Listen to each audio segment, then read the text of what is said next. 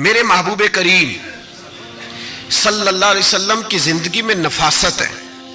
حضور نے لوگوں کو شرمندہ کرنا پسند نہیں کیا. ایک شخص حضور کے گھر میں مہمان آیا رات کے وقت میں. اس نے کہا میں نبی پاک صلی اللہ علیہ وسلم کے آپ نے سنا ہوا ہے کہ اتنا زیادہ گھر کے اندر گنجائش نہیں تھی رہنے کی. حضور کئی دفعہ مسجد میں ٹھہراتے تھے یا مہمانوں کو صحابہ میں بانٹ دیتے تھے.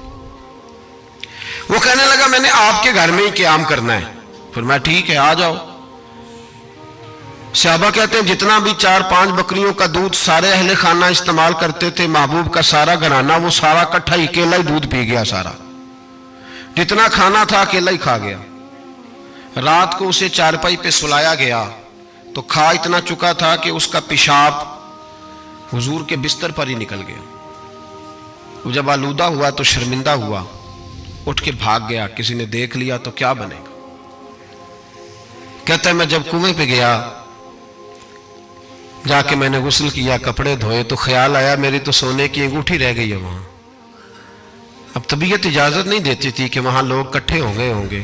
یہاں نماز کے دوران اگر کسی کا موبائل بج جائے نا تو پکے نمازی، ناراض تو نہیں ہو جائیں گے آپ لوگ، جو زیادہ پکے نمازی پکے ان سے نہیں معافی ملتی. وہ جو کچا پکا ہے بیچارہ وہ شاید کسی وقت معافی دے دے، پکے نمازی نہیں معافی دیتے. کہتے ہیں تیرا بج کیسے گیا، تو نے سمجھا ہی نہیں. مجھے ایک شخص نے نا ویڈیو دکھائی، کہنے لگا جی تسی بڑی وکالت کر دیا مولویوں دا حال ویکھو. میں ڈر رہا تھا، میں نے کہا پتہ نہیں اب کیا نکلے گا. کہتے میں نے خود ریکارڈ کی ہے. تو میں نے کہا دکھاؤ.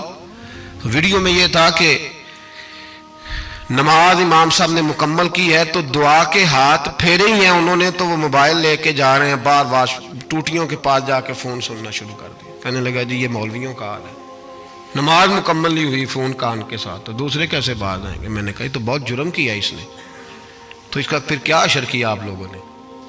کہتے نہیں آپ کو دکھانے لو. میں نے کہا پاگل آدمی، اس کے گھر سے بھی فون آ سکتا ہے. کہنے لگا نہیں گھر تو مسجد میں ہی ہے، وہاں سے کیسے فون آئے گا. تو میں نے کہا اصل میں تجھے پتہ نہیں، ہو سکتا ہے اس کی بہن نے فون کیا ہو کہ خامن نے 2 تھپڑ مار کے باہر نکال دیا ہے. تو وہ ایسا وقت ہوتا ہے جب کھڑا نہیں ہوا جاتا، بات سننی پڑتی. یار معافی نہیں دیتے، ایک ایک جملے پر ایک ایک حرف پر لوگ اعتراض کریں گے، ایک ایک حرف پر کوئی گنجائش ہی نہیں. حضرت سیدنا انس بن مالک رضی اللہ تعالیٰ عنہ فرماتے ہیں ایک صحابی اپنے غلام کو مار رہے تھے تو نبی پاک پہنچ گئے. حضور نے فرمایا اسے معاف کر. اس نے کہا کتنی بار؟ ایک جملہ نبی پاک نے کہا تو حضرت انس کہتے ہیں میرے وجود کے رونگٹے کھڑے ہو گئے. اسے معافی دے دے. حضور کتنی بار؟ تو میرے نبی پاک نے فرمایا جتنی بار اللہ تجھے معافی دیتا ہے دے نا اتنی بار. وہ اگر تجھے بات بات پہ پکڑے تو تیرا کیا اثر کرے، سوچنا. اور رب زیادہ قادر ہے تجھ پر. ہم شرمندہ کرتے ہیں لوگوں چھوٹی چھوٹی باتوں پر، چھوٹی چھوٹی باتوں پر ہم احساس نہیں کرتے. احساس کی دولت حسن ہے زندگی میں. اور میرے رسول کا کمال یہ ہے کہ دنیا میں آج جتنا بھی احساس ہے یہ سارا میرے نبی کا دیا ہوا ہے.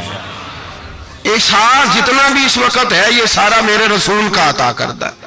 اب میرے اعلیٰ حضرت فرماتے ہیں لوگ دنیا میں گزرتے ہیں نا، لوگ گزرتے ہیں تو وہ جدھر جدھر سے گزرتے ہیں نا وہ بستیاں اجاڑتے جاتے. بادشاہ عرب کے بستیاں اجاڑتے تھے.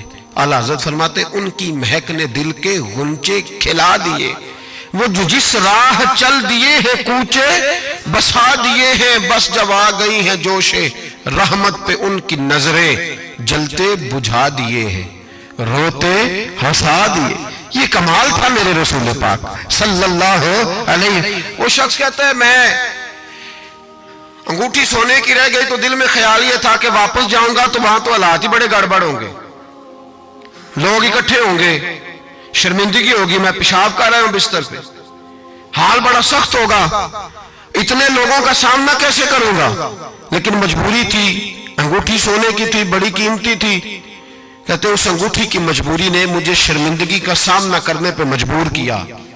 اور جب میں آ کے حضور کے کمرے کے باہر کھڑا ہوا تو وہاں تو کوئی بھی نہیں تھا. اللہ کے رسول نے بالٹی میں پانی رکھا ہوا تھا اور میرے پیشاب پر پانی بہا رہے تھے. خود رسول پاک فرماتے ہیں حضور پانی بہا رہے تھے اور جب میری طرف دیکھا تو محبوب نے مسکرا کے فرمایا غسل کر لیا آپ نے؟ آپ کو تکلیف ہوئی جب انسان کا معدہ کمزور ہو تو ایسی چیزیں ہو جاتی ہیں، فکر نہ کریں، بیٹھے میں ناشتہ لاتا ہوں۔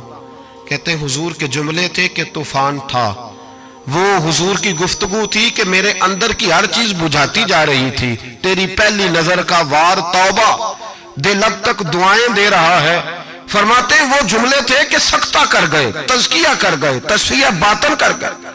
محبوب یہ کہہ کہ گزرنے لگے تو میں نے بازو تھام لیا، میں نے کہا محبوبہ میں زیادہ پڑھا لکھا تو نہیں، سیانا تو نہیں، زیادہ کھانے والا موٹا تازہ آدمی ہوں، حضور میں کوئی انالیسز نہیں کر سکتا، تجزیہ نگار نہیں، باریک نہیں، پر میرا موٹا دماغ بھی مان گیا ہے کہ آپ واقعی اللہ کے سچے رسول ہیں۔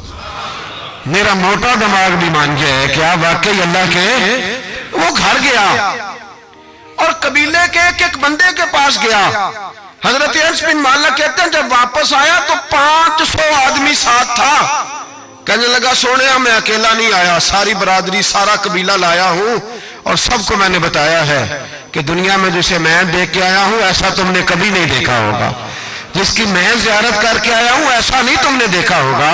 تو محبوبہ ہم سارے آئے ہیں، پڑھائے کلمہ، ہم بھی آپ کے غلام بننا چاہتے ہیں۔ ہم شرمندہ کر کے بڑے راضی ہوتے ہیں، بڑے راضی، لوگ معافیاں مانگ رہے ہیں، منتیں کر رہے ہیں، جناب غلطی ہو گیا تو ہوئی کیوں؟ میں تو ایسا ہوں، میں نے تو کبھی نہیں کی، میری مثال دیکھ لو، میں تو، لوگ فوراً دلائل دیں گے۔ او بھائی کسی کو شرمندہ کر کے تجھے کیا ملے گا؟ کسی شخص کو تھوڑی دیر کے لیے جھکا کے تیرے نفس کی کون سی تسکین ہے جو حاصل ہوتی، تیرے وجود کے اندر کون سی؟ اور ناراض نہ ہونا، یہ ہر طبقے کا معاملہ ہے، جتنا کوئی اس کے نیچے ایک آدمی ہے یا 2 آدمی ہے، وہ روب ڈال کے خوش ہوتا ہے، وہ اس کو پریشان کر کے نیچا دکھا کے راضی ہوتا ہے۔ میرے رسول دنیا میں لوگوں کو نیچا دکھانے نہیں آئے، عزتیں عطا کرنے آئے، حضور بلندیاں دینے آئے، نبی پاک نے وقار دیا۔ میں کبھی کبھی پریشان ہو جاتا ہوں جب لوگ آ کے کہتے ہیں نا بچی کی شادی ہے، تعاون کریں کرائیں، تو ایک سوال ذہن میں آتا ہے کہ کس پہلو سے تعاون کریں؟ بچی کی شادی پہ کھانا پکانا فرض ہے؟ بولیں تو صحیح، سنا کبھی جہیز دینا؟ کس چیز کا تعاون کریں بتائیں؟ کرنا چاہیے۔ میں اپنی بساط بھر دوستوں کی توجہ دلاتا ہوں کہ یار یہ ضروری ہے، اس کے ساتھ تعاون کریں، لیکن سوال میرا یہ ہے کہ اس میں فرض کون سی شے ہے؟ وری دینا فرض ہے، زیور ڈالنا، کس بات کی تعاون، کس بات کا کرائیں؟ اگر کوئی ہم سے اس کا شرعی تقاضا پوچھے تو کیا جواب دیں اس کو؟ میرے پاس کوئی استفتاء لے کے آتا ہے تو میں کیا جواب دوں گا؟ اس میں کون سی شے ضروری ہے؟ پھر اگر آپ ناراض نہ ہوں تو فکرہ کہہ جاؤں، دل کرتا ہے بچی والوں سے تعاون نہ کرے، بیٹے والے جو غریب مسکین جہیز کے پیچھے بھاگ